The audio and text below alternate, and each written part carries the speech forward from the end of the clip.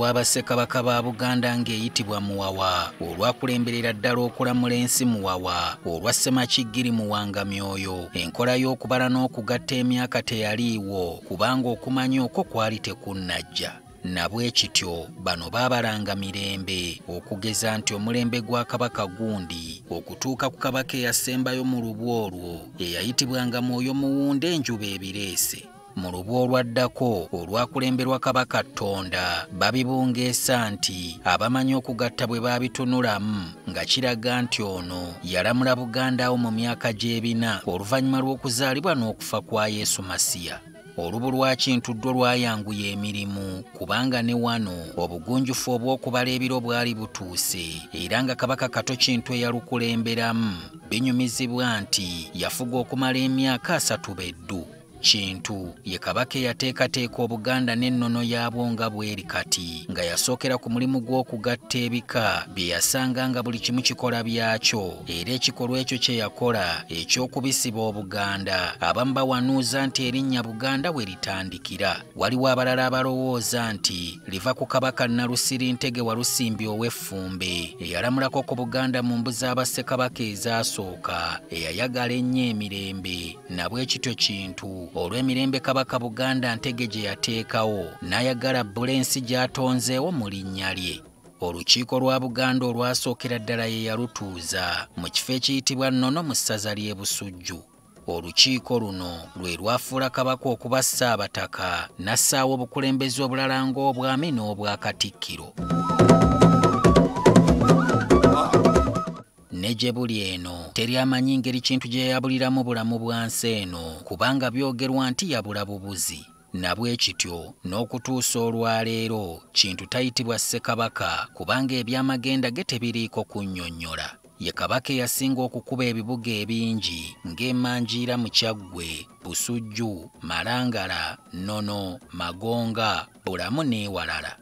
Ekyafaayo ekirala ekijjukirwa ku Kintu ono ye yavaako enjogera egamba nti obusigire bwa Ssakisolo, nti lumu Kintu yava mu lubiri n'atambulamu n'aleka Kisolo ng'omusigire wabula agenda okudda nga mukyala we Nnambi Nantuttulu lwalittu lyamugema. Kintu yamanyirawo nti oyo Kisolo era kino kye kyamufumisa effumu n'amutta nga byogerwa nti ono yafa akolimira Kintu.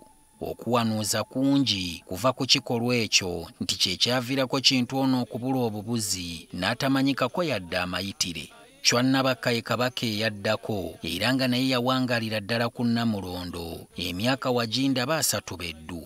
Ono Kintu yamuzaala mu mukazi we Nnambi Nantuttululu muwala w'abakazi Lwendo Ssemmandu Owengeye. Ono nno naye yabula bubuzi nga byogerwa nti yabulira ddabula mu Busiro. Wano wavaawo enjogera egamba nti amasuubisuubi agali eddabula. Chwannabakka ye yazaala Omulangira Kalemeera. Osanga ono ye yandibadde Kabaka wa Buganda owookusatu naye ate yasindikibwa e Bunyoro.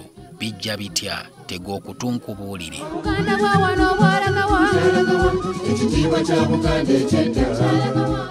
Munnange Kalemeera ono ng'azaalibwa baamunyumiza emboozi nti jjajjaawe Kintu yabula bubuzi, kale n'akulanga alinamu endowooza nti ne kitaawe naye alibula era yeewe ekkatala ery'obutava wali kitaawe akadde konna ekyanyiizanga ennyo abataka abaawabula Kabaka Nnabakka nti yandinoonyezza engeri gye yeggyako omwana oyo, era bwe batyo baamusaliraga nkolwa ne bamusibako omusango ogw'okwebaka ne Katikkiro wa muka kitaawe Walusimbi Ow'Effumbe. Bwe gumukka mu vvi baamusindika e Bunyoro agire ng'abeera eyo nga bw'anoonya ebyokuliwa ku musango gwe yazza. Omanyi Buganda ne Bunyoro ebiseera ebyo baali ba Luganda ddala kubanga byogerwa nti Omukama Lukidi Mpuga Wasswa yali alamulayo yali mulongo wa Kato Kintu eyasooka okulamula Buganda era abalangira baawanyisiganyizibwanga nnyo nga bakuzibwa. E Bunyoro eyo Kalemeera gy'azaalira Omulangira Kimiramu mukyala wa nnyana muwala wa Muyonga Mugalula ow'Enseenene. Ebyetooloolera ku kuzaalibwa kw'omwana oyo bingi kubanga byali biviiriddeko Kimera ono okuttibwa Omukama nga yaakazaalibwa, wabula Mugema ow'Enkima yafuna bw'amatiza omukulu akkakkane, bwe butyo Obuganda ne bufuna omusika eyakazibwako erya Kimera eyameza Obuganda.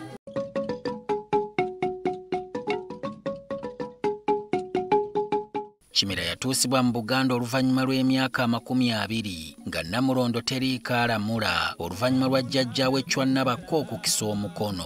Yajja n'omusajja Katumba eyamukuza oluvannyuma eyalondebwa okuba Mugema akulira ekika ky'Enkima. Okuva olwo Mugema alina obuvunaanyizibwa obukulu mu kutikkira Kabaka wa Buganda obukyaliwo ne guno gujwa. Kimera yalamula Obuganda okumalira eddala emyaka 3 okutuusa lwe yakisa omukono nga baali mu muyiggo ne banne muzzukulu w'Ettembo Kiridde mutabani w'Omulangira Lumansi bwe yamuwujja omuggo ku mutwe. Abamu bagamba nti bwali butanwa so nga abalala balumiriza nti Ttembo ono yali awoolera ggwanga olwa Kimera okusindika kitaawe Lumansi mu lutabaalo n'abulirayo. Ttembo ye yasikira jjajjaawe Kimera era naye yakulemberera ddala Obuganda okumala emyaka egisoba mu 3 n'azaala abalangira 2 n'Omumbejja mu Muzaana Najjemba muwala wa Ssemwanga ow'Engonge. Binyumizibwa nti Ttembo ono yaggwa ddalu era lye lyamuviirako okufa n'aterekebwa ekatikamu. Wano we wava enjogera nti gundi ayise Ttembo ekitegeeza okugwa eddalu.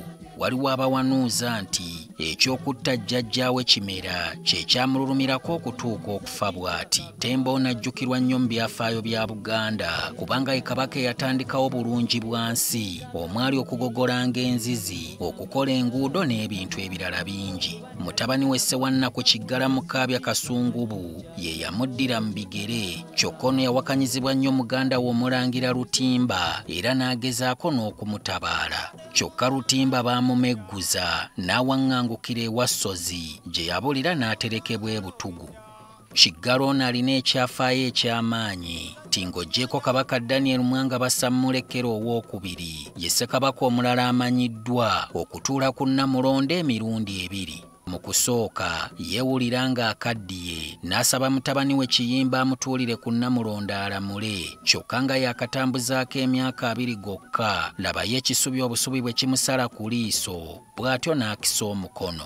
Obutaleka Namulondo nga nkalu, Kiggala yakomawo n'alamula emyaka emirala 10 okutuusa lwe yakisa omukono era bwe mba sikulimbye ono ye Kabaka mu lubu lwa Kintu akyasinze okulamulira Obuganda ebbanga eddene ddala nga lyali lya myaka wajinda 45. Kiggala yasikirwa mutabani we Ntege Kiyimba gwe yazaala mu Nnabukalu ow'Olugave. Ng'oggyeko bano abaafuga ebbanga eddene ery'omujjirano waliwo bakabaka abalala abaafuga emyaka egyakwata mu 30 nga Kayima, Nakibinge, Ssuuna I, Kateregga, Kyabaggu, Ssuuna II, Muteesa I, Dawudi Chwa II, ng'ono yalamulira emyaka 42 egyekutte.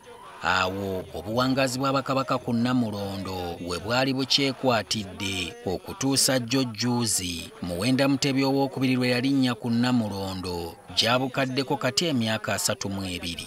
Kyokka mu byafaayo waliyo bakabaka abaafugayo emyezi obwezi n'ennaku naddala mu masekkati awo Buganda we yayuugiramu wakati wa 1888 ne 1889. Emabegako waliyo Ssekabaka Mwanga I, mutabani w'Omulangira Musanje Ggolooba eyalamula y'ennaku 9 zokka bwe ziti n'akisa omukono. Akabaate kava ku Mwanga ono nga ye Kabaka owa'23 okutta omwana wa kkojjaawe Nkunnumbi era Nkunnumbi bwe yanyiiga naye n'abakira empiima n'amulumba n'agimulijja nga kyajja afuluma olukiiko okumusisinkana. Okunyumya ku byafaayo by'Abakabaka ne Bassekabaka mwana wattunze nnyinza n'okukusuzaawo okuggyako ng'oli annumye ku kutu n'antegeeza nti akadde kafuuse ka muzizo ng'abagabo b'emulema ku Nnakatanse okutali minyonyonto. Wangala Aibene ogundagunda olamula Obuganda. Solomon Kaweesa, NTV.